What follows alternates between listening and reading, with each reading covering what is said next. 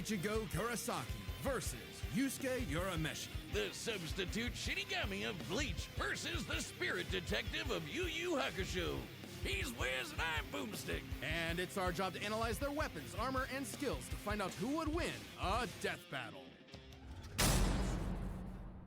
Tell me, Boomstick, what happens when we die? Endless nothingness?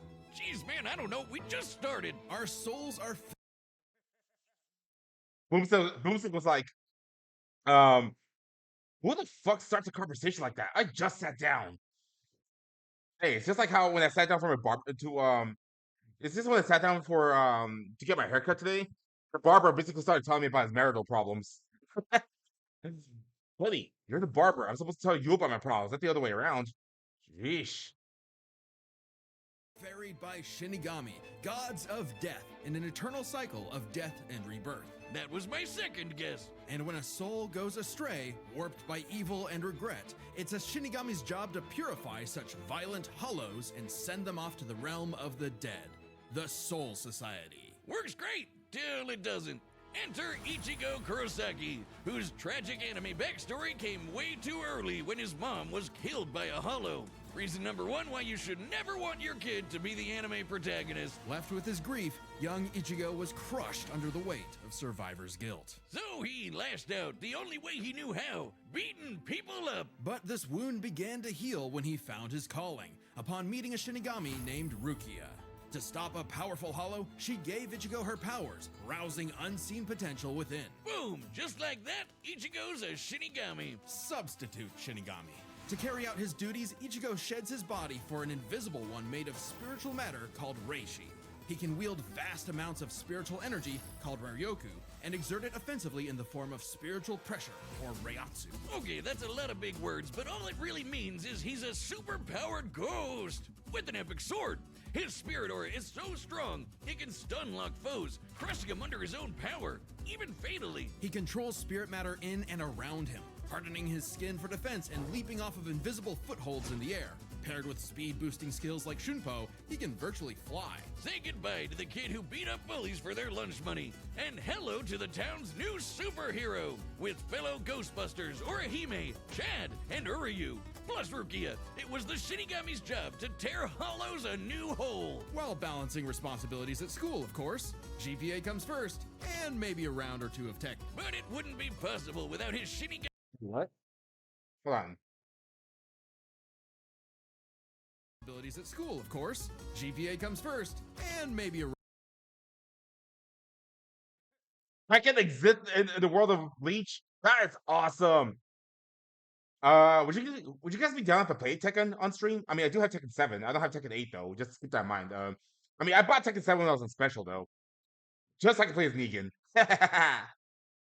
round or two of tech. But it wouldn't be possible without his Shinigami blade, a Zanpakuto. It's basically a super-powered spirit that's physically a sword. Ghost Sword! Though strangely, Ichigo's sword is Powered spirit that's physically a sword. Ghost Well, I need to ask what they're doing here. I mean, what else does it look like?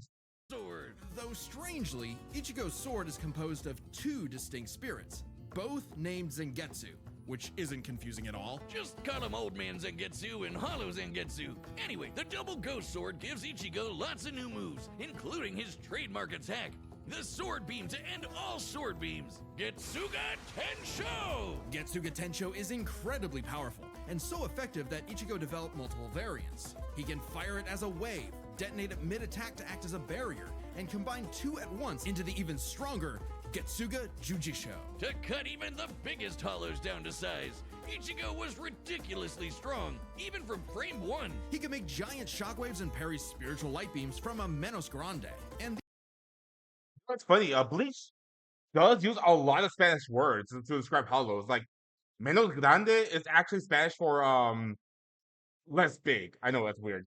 Hell, Chad is preferred to be a Latino. I mean, he in the manga he constantly refers to his grandpa as abuelo, which is Spanish for grandpa. So what more do you need right there? We need more Chad. We need more Chad. And of course, you know, there's there's that other world called Hueco Mundo, which is Spanish for like hole in the world. Like Hueco means hole, basically. So hole in the world. That's roughly what it translates to. But yeah, Bleach uses a lot of Spanish words.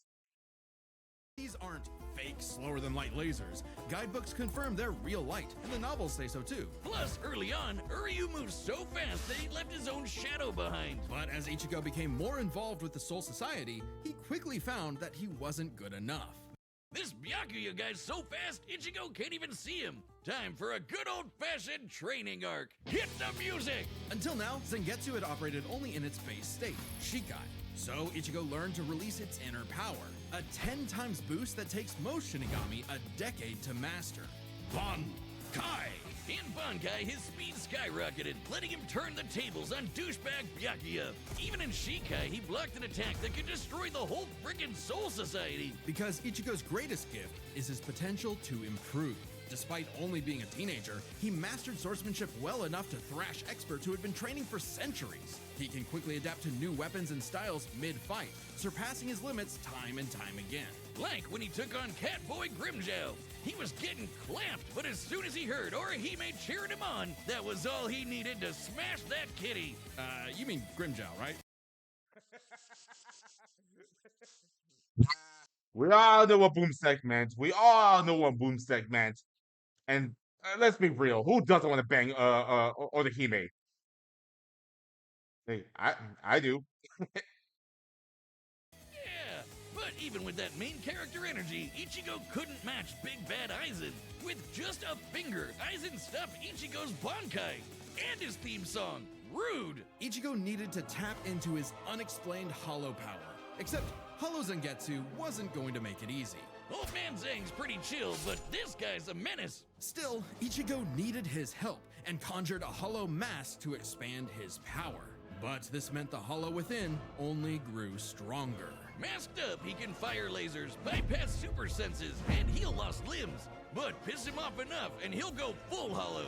And you really don't want that. Hollowification exceeds even Bankai, and was enough to crush Ukiura in a battle that shook all of Hueco Mundo, the world of hollows. Full hollow Ichigo could even tear through all 3 layers of hell. But with help from his secret Shinigami father, Ichigo continued to train for months in the Dangai, a corridor between dimensions, until he was finally ready to challenge Aizen. Challenge is an understatement. He manhandled Aizen, shattered mountains with sheer aura, and flexed so hard he smashed out of the black coffin, which crushes space like a mini black hole. And yet, it still wasn't enough.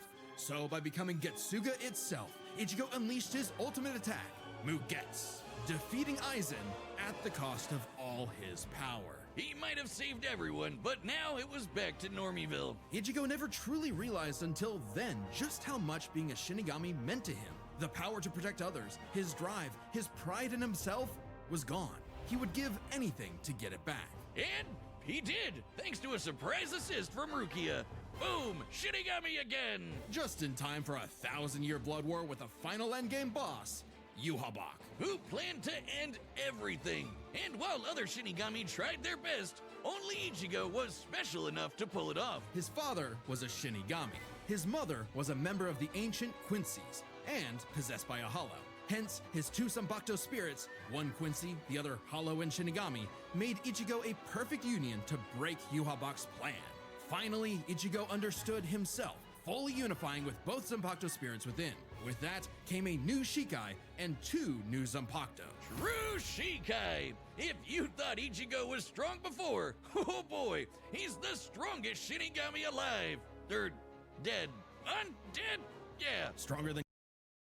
My God, how many layers does Ichigo have? My God, it's like the more, it's like the series progressed. I mean, okay, I know anime protagonists have like these super forms that make them stronger each time, but my God, Ichigo has layer after layer after layer after layer. He's like an onion. He's an onion. What's the Japanese word for onion? Because that should be in the same instead of strawberry. I mean, I swear, it's like so many layers. It hurts my brain. It hurts my brain. Kenpachi, who could split the Dangai in half.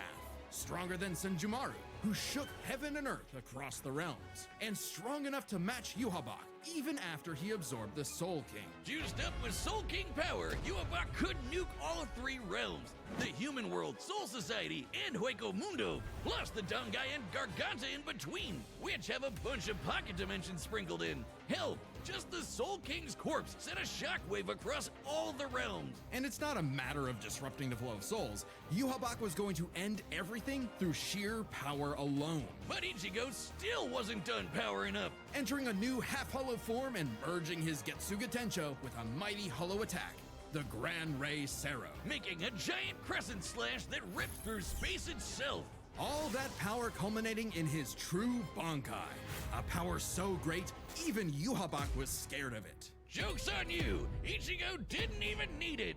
You're done! Ichigo was finally content. And 10 years later, he remains a Shinigami, having found the courage to stand on the edge of life and death, conquer his fears, and walk onward.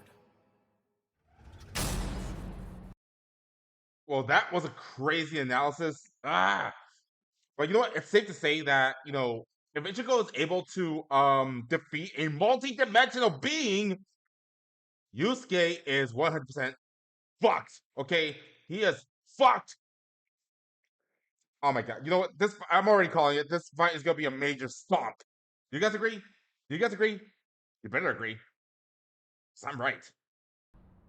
Most teenagers have no idea what they want to do with their life. However, that was hardly a problem for juvenile delinquent Yusuke Urameshi, because he only ever wanted to do one thing. Throw hands! It don't matter who the ops are, be they women, old folk, or babies, Yusuke lived to fight. It's what gave life meaning. Who cares about stupid things like friends and family? Which is why it was so Wait, what the fuck? Fight anyone, be they women, old folk, or God damn! Yusuke's hands really are ready to eat for everyone.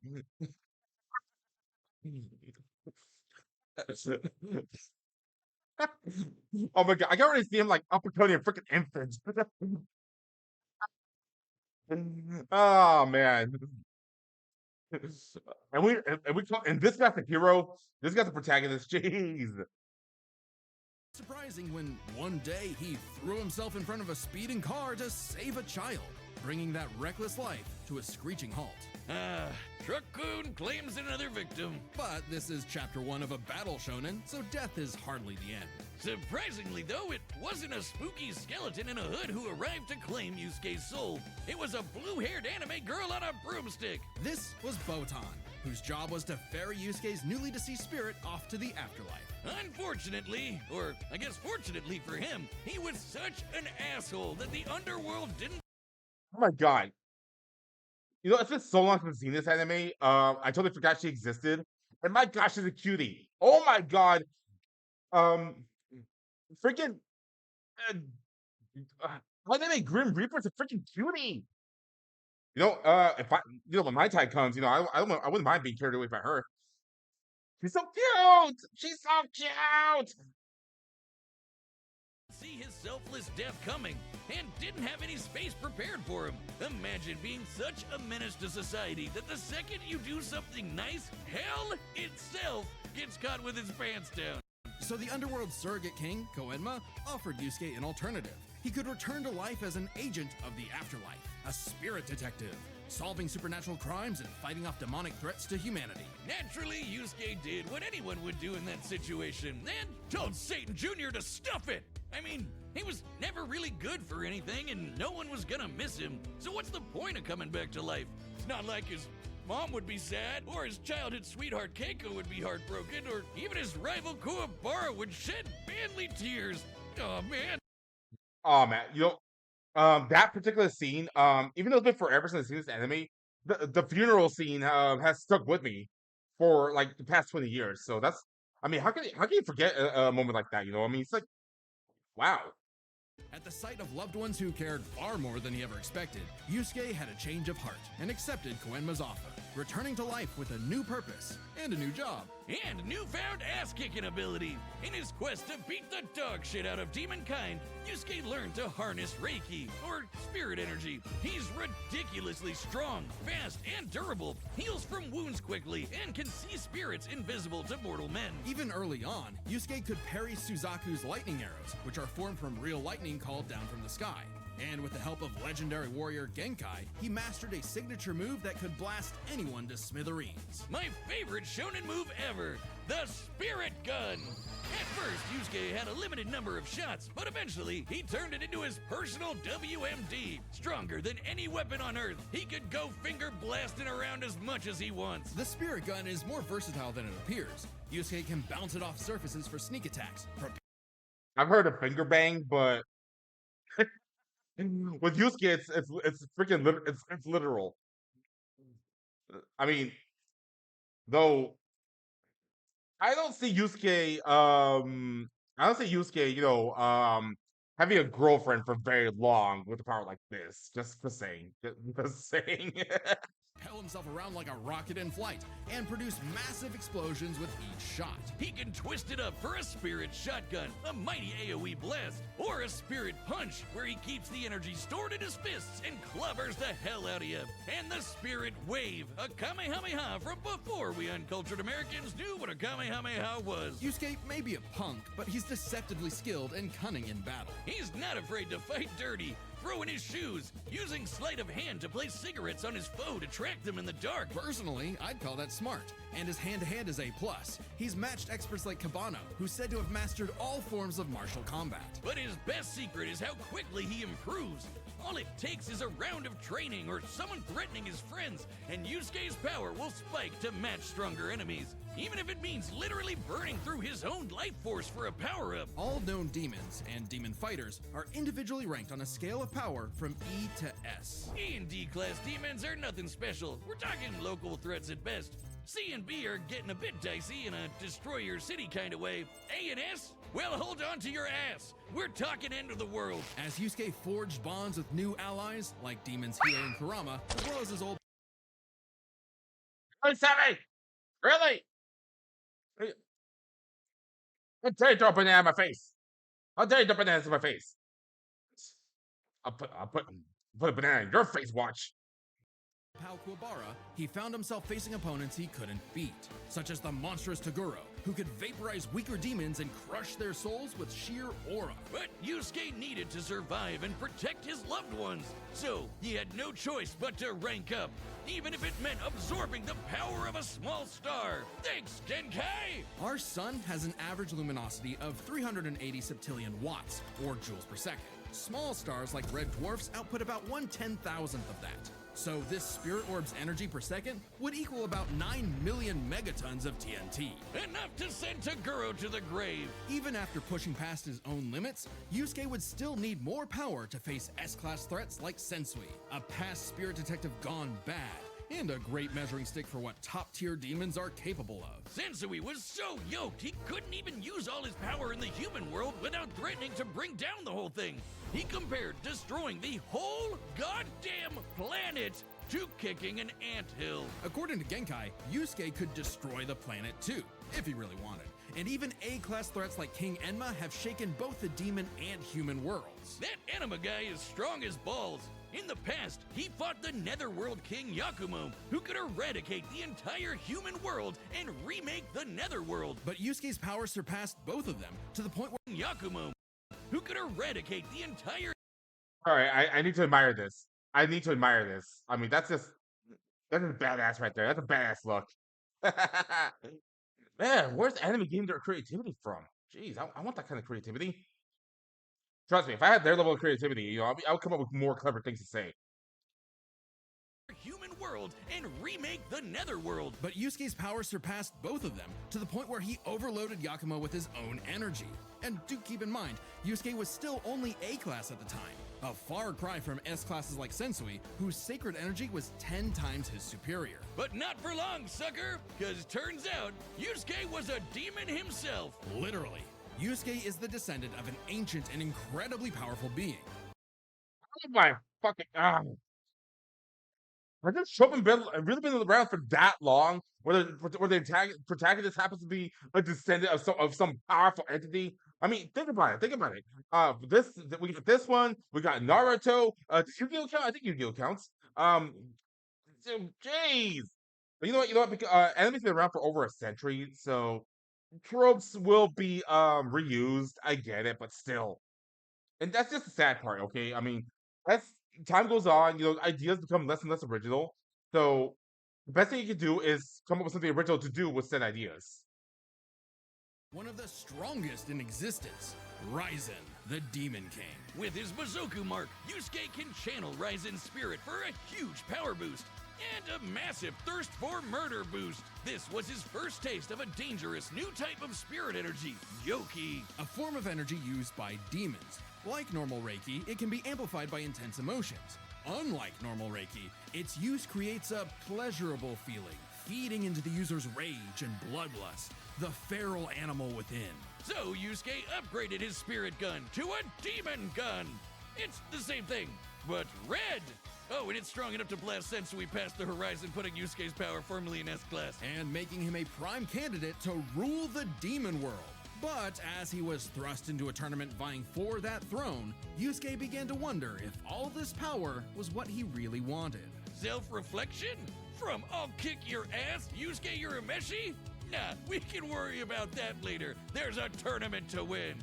Which one of you, girl, baby, or grandparents is first? Even then, as Yusuke took on the Demon King Yomi in an epic final battle, he was still growing. He had become far stronger than before, even achieving a unique version of the Mizoku form separate from Raizen's influence. And a brand spanking new form of power. Kinda like Sensui's sacred energy, but even better.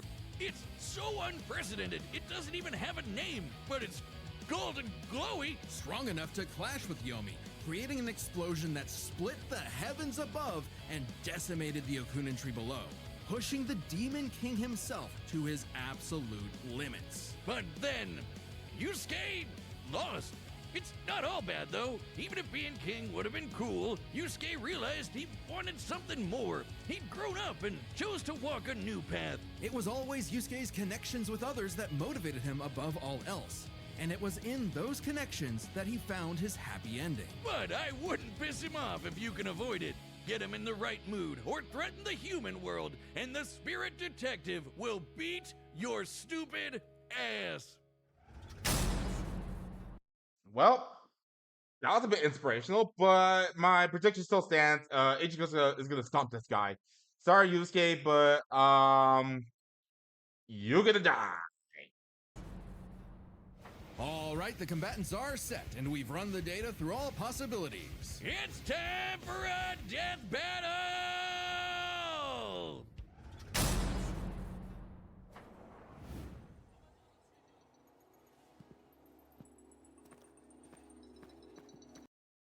Imagine if these two went to the same school. That'd be awesome.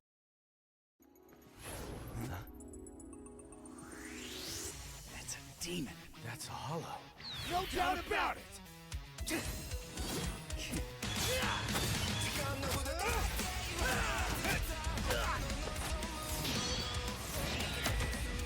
Spirit gun!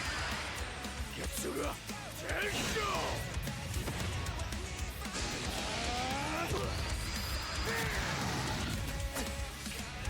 Yusuke coming in hot, and oh my god, that music is going so hard right now.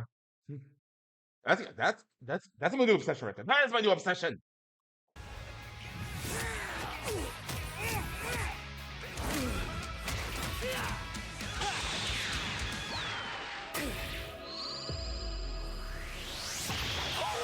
Oh! Oh! Oh! Ah! Dude! Why would you? Oh! Oh no! Oh, oh God! Oh, I felt that. I felt that. Ah, shit. Oh man, I still love Ichigo. I know you do, but still. Oh my God, why the gonads? Why the gonads? Jeez, I felt that. Oh, No match!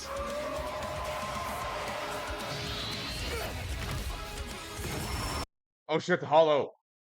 Stay out of this fight, buddy. Hollow.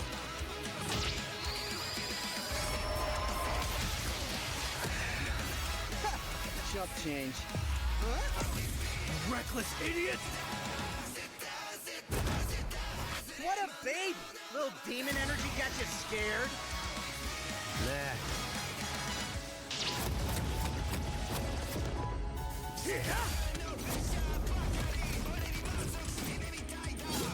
Getsuga! Yujisho!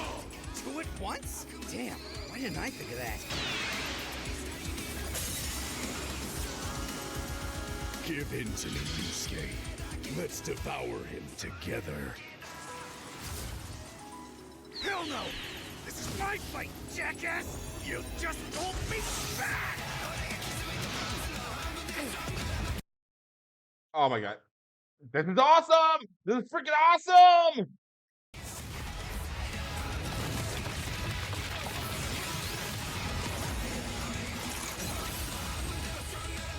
Yeesh, rude awakening. This one's a piece of work. Need a hand, partner? Let's do it. Like old times. On! Cut! Tensa! Sangetsu!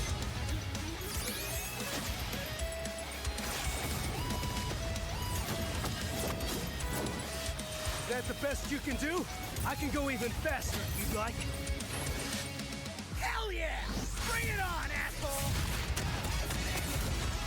Damn, you can't psych right now. You know what? So am I. Man, they really took this battle. I'll kill you even if it kills me! I'm putting it all on the line! You better do the same!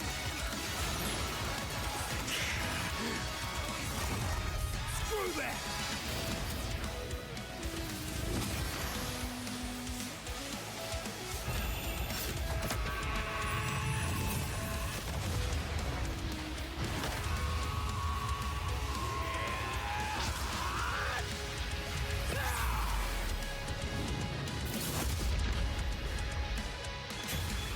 Give me a freaking break. See you on the other side. Wasn't a total stomp, but called it. Oh my god. Ugh. Is it okay? Okay. Is it normal to have an orgasm right now?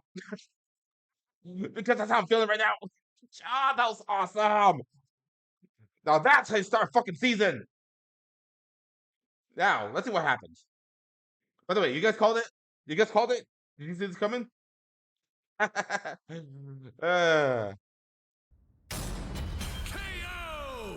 You, think the afterlife offers frequent flyer miles? There's a lot to cover here, so let's break this down into 4 chapters, starting with their abilities. Yusuke could see Ichigo no problem, and resist auras like Taguro's that are similar to Reiatsu, so Ichigo couldn't cheese a win right away. Otherwise, Yusuke was outmatched. Sure, the Spirit Gun could potentially match the Getsuga Tensho, and he had stat-boosting forms like the Mizoku. Ichigo, however, had more varied powers, a better healing factor, greater stamina given his months of Dongai training. And all those swords! He just had way more abilities to play with. Likewise, speed was a fairly easy call.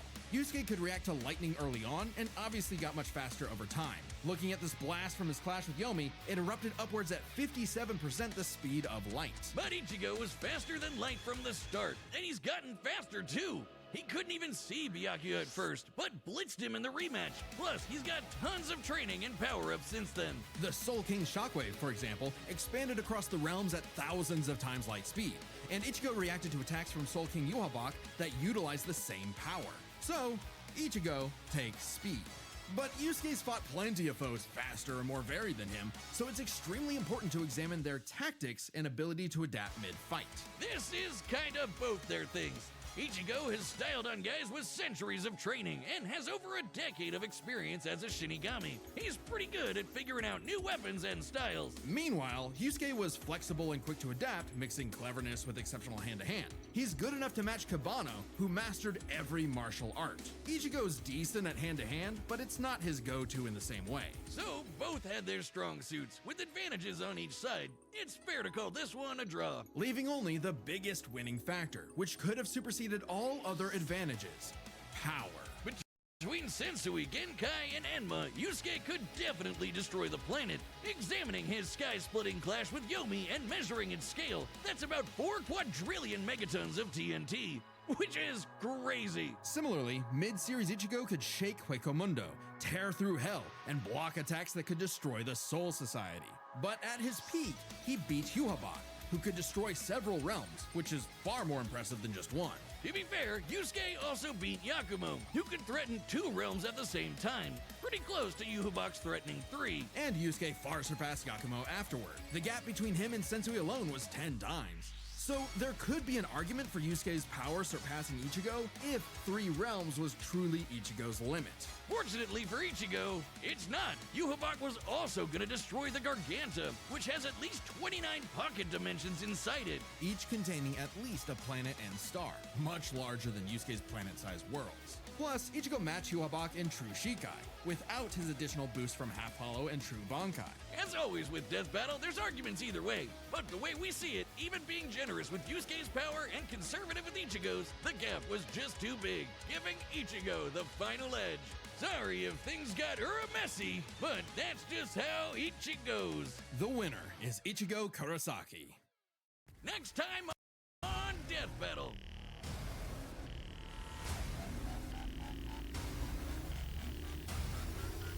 Metal Sonic versus Cell. Subscribe and join as a member to see more Death Battle. Well, hi Leela, thank you for the lurk. And yes, called it. It was a total stop. Completely one-sided. But I gotta tell you, that was an awesome fight, though. I mean, I just love the way it was depicted. But yeah, place your bets in the next fight. But oh my god, that was so good. Oh man, Death Battle be cooking. I love when Death Battle cooks. I love when my favorite creators cook. You know, like Team 4-Star or you know. Mm. Overall, amazing fight. Amazing fight. Hopefully, this next one's gonna be just as good. Oh,